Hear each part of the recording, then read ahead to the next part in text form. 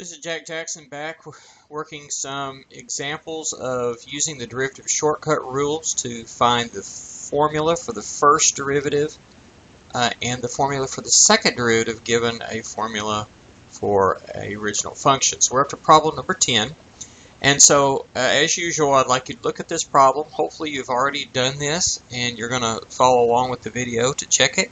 But if not, you might jot this down, press pause, work it yourself, and then come back. So here's our problem. F of x is the square root of 3x to the fifth plus 5e to the power 4x. So we want to take that derivative. If you haven't done so, press pause now. Well, when you're looking at something like this and you have to decide what to do first, the basic rule is to figure out what you would do last when you're doing a substitution and evaluating this. So if we were to substitute a particular value for x, we would raise it to the fifth power and then multiply by 3. Here we'd multiply the 4 by the x, raise e to that power, multiply by 5. Then we would add, and then the very last thing would be the square root, or the 1/2 power. So the last thing is the square root, so we want to think of this as the square root of, say, something, u, let's call it. So we do a substitution, and we let that be, that becomes the derivative of u to the 1/2, where u is 3x to the fifth plus 5e to the 4x. We'll get to the v in a minute. Now, doing this derivative, we know that the derivative of a power function, that's something we know how to do. It's a variable base and a constant power. You bring the constant power out front to multiply, subtract 1 from the power to get the new power. So 1/2 minus 1 is negative 1/2 for our new power. But since the u and the x were not the same, we did a substitution. We have to use the substitution rule. In other words, the chain rule, which says we have to go ahead and also multiply by the derivative of that u. Well, u is 3x to the fifth plus 5e to the 4x, so substitute that in. Since this original was in square roots, I went ahead and rewrote the first part back in square roots. The negative 1/2 power would be 1 over u to the 1/2 power. U, the 1/2 is square root of u. So this part right here in the front becomes 1 over 2 square root of u. The derivative of u, of course, is just the derivative of this part. Well, the last step in evaluating this is addition. So we use the addition or sum rule, which says we take the derivative of the first part plus the derivative of the second part. And in the case of the second part, I went ahead and rewrote it using the constant multiple rule by bringing the 5 out front. And then realize that this was e to some power, let's call it v, where v is 4 times x. So this is an exponential, so we use the exponential rule, which is just e to the v, but since we did a substitution, we have to multiply by the derivative of the v. This is a power function, we know how to do that. 5 times 3 is 15, 5 minus 1 is 4, and that's how you work out that part right there. The derivative of the v is the derivative of the 4x, which is just 4. So, let's see what we can do with this. Well, let's see. I can factor a 5 out of this, and it's all up here with the 1 in the numerator. So I factor the 5 out. That leaves me a 3 times x to the fourth, and then just a 4 e to the v, but v is 4x, so it's 4e to the 4x. The denominator, I have a 2 and the square root of whatever the u was. The u is 3x to the fifth plus 5e to the 4x. Substitute that back in here, and there is our final answer. Alright, the next one's going to get a little bit messier. Now we have to find the second derivative.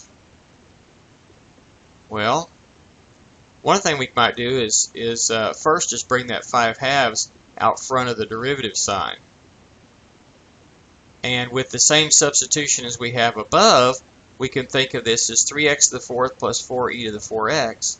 And then this other part down here, the square root, we can think of as u to the negative 1/2. Okay? So now I'm going to, and then of course the 4x I can think of as the v, just with the same substitutions we had before. Now I'm going to think of this as a product of two things, so I can do the product rule. Now you have to be careful about details here. Like, for example, this 5/2 is times this whole derivative. So if I wanted, I could put parentheses here and here, and that becomes the parentheses here at the beginning and the very end. So it's the 5/2 times the whole thing. Now within that big set of parentheses, we have the product rule, which says it's the first factor, right here, 3x to the fourth plus 4e to the v, times the derivative of the second part, plus the second factor, u to the negative 1/2, times the derivative of that first factor, 3x to the fourth plus 4e to the v.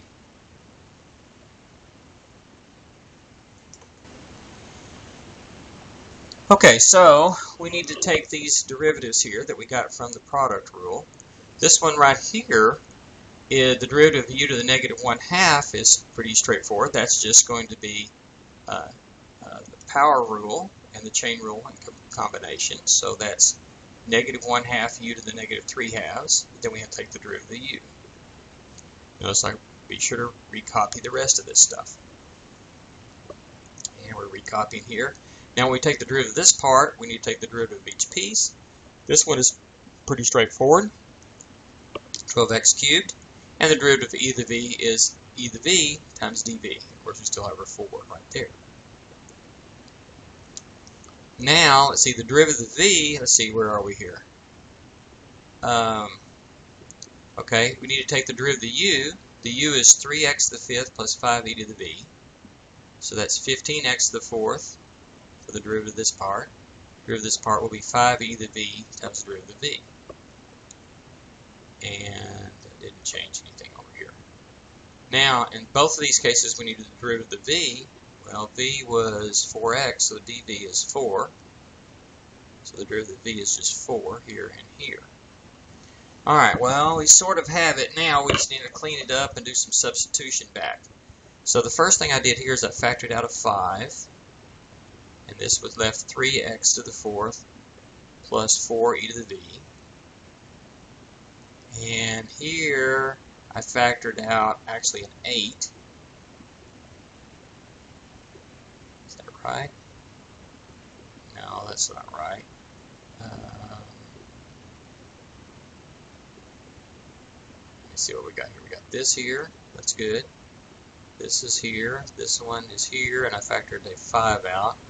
And here I should be factoring out, looks like just a 4. So let's see if we can fix that. I don't know why it says minus 8. It should be plus 4. Okay.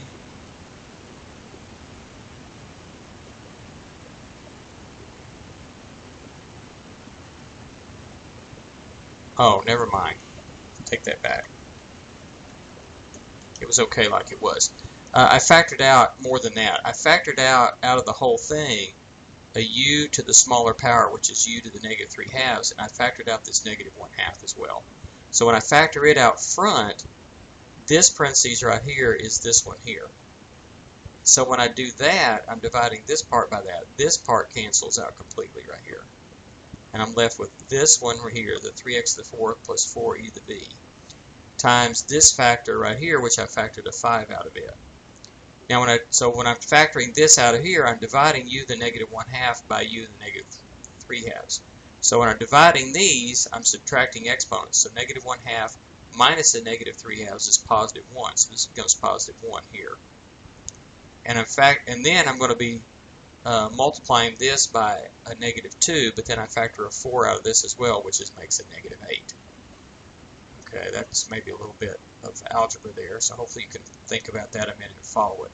So ultimately there's going to be a 4 factored out of this. Let's these a 4e to the v and a 3x cubed.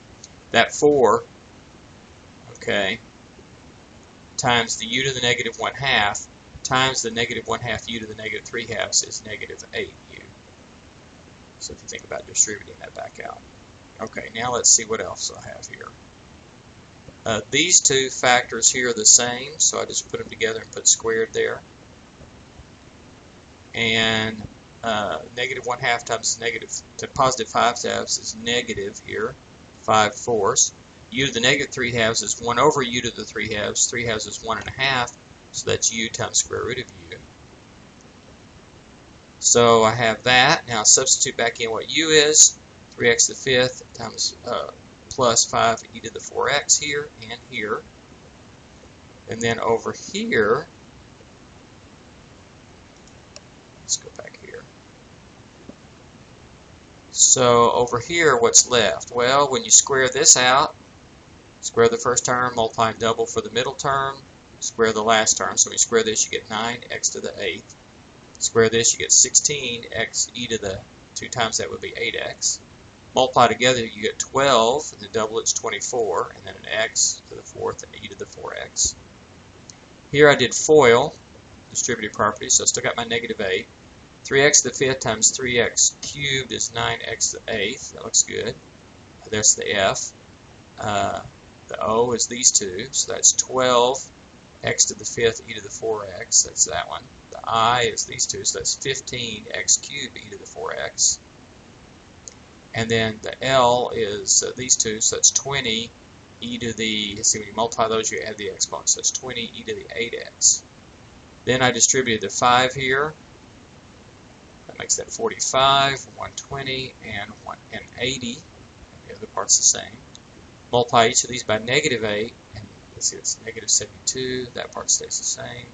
Negative 96. This part's the same here. Negative 8 times 15 is negative 120. That looks good. And negative 8 times 20 is negative 160. So there's what we have. We have 5 times that over that. And perhaps we could have left it with some of these things up earlier, but here it is in at least one form. All right, so, well, calculus-wise, there wasn't too much here. We did have to do a couple of substitutions as before, but it's the same substitutions we used up here. We rewrote this part here as a negative exponent. Then we used the product rule. Okay. Then the product rule here, when we use the power rule here with the chain rule. Here we use the sum rule, the constant multiple rule. We use the exponential rule with the chain rule right here to get this part. And the power rule here. But then we have lots of algebra. Lots of factoring and regrouping, substituting back together. A few properties of exponents. So there's quite a few extended algebra steps on that one. Now, as before, our goal not only is to find the first and second derivatives, but to evaluate them at 1. So we want to plug that in. So going back up to this formula here, put 1 in for all the x's here, here, and here, and here. I'm sorry, the f of 1 would be the original one. Put 1 in here and here. So this is, so see that formula? So it's 3 times 1 to the 5th plus 5 times e to the 4 times 1. That's right here. So that's just, well, 1 to the 5th is 1 times 3 is 3. 4 times 1 is 4. So it's 3 plus 5 e to the 4th square root, some irrational number. There it is. Then we do f prime at 1, which is going back to this formula. Put in 1s here, here, here, and here, everywhere there's an x. In that formula, which I believe is what I have right here. Simplify that. That's still 3. This is 4e to the 4th. 1 to the 5th is 1 times 3 is 3. And plus 5e to the 4th and square root. Okay, so there's another somewhat nasty irrational number that's f prime. Now from that I can use that to get the equation of the tangent line. So the tangent line, remember, at the place where x equals 1 will be the slope is going to be the f prime of 1, so it's going to be this rather complicated looking number. That's the slope, so that goes right here. Then you're going to have your x minus your 1, which is where we're centering it up. X value of our point of tangency, plus, and then you just have the y value of the point of tangency, which is the function value right there. So rather nasty looking thing, but still just a linear equation. And then we can graph some of these things to sort of check it out here. So the original function is in blue here. And by the way, notice that the original function, so we have that there. And it's only defined from some point on here. Okay. And notice it's kind of going like that. That's the blue one. Here's your tangent line. When x equals 1, you see it there. And you see the graph of the original function and the graph of the tangent line. Of course, obviously touch each other when x equals 1. And they follow each other, fairly closely there for a while. The derivative is in red. Let's look at some of the things that we see here. Notice that the blue function, the original one's always increasing, so it always has positive slopes. That means it has a positive derivative. So the red graph is always above the x-axis. The derivative is decreasing here and then turns around and increases. So that means the original function changes from concave down here to concave up here. And of course the change happens right when the second derivative is 0, which is right there. Negative 0.4 something right there. Okay, and here's the second derivative there. So notice the second derivative is negative when the first derivative is decreasing and the original function is concave up. Second derivative is positive when the derivative is increasing and the original function is concave up. Did I say concave up here? I should have said concave down over here for the original and concave up over here. Okay, so everything seems to check out okay with the graph, and I believe that one is a correct one. So as with some of these examples, I've picked these out so that the first derivative points out some interesting things. There's an example where we had to do 2 different substitutions to get it to work out. Sometimes in doing that, the second derivatives get a little bit nasty in the algebra. But nevertheless, some good practice of some algebra and of doing some derivatives.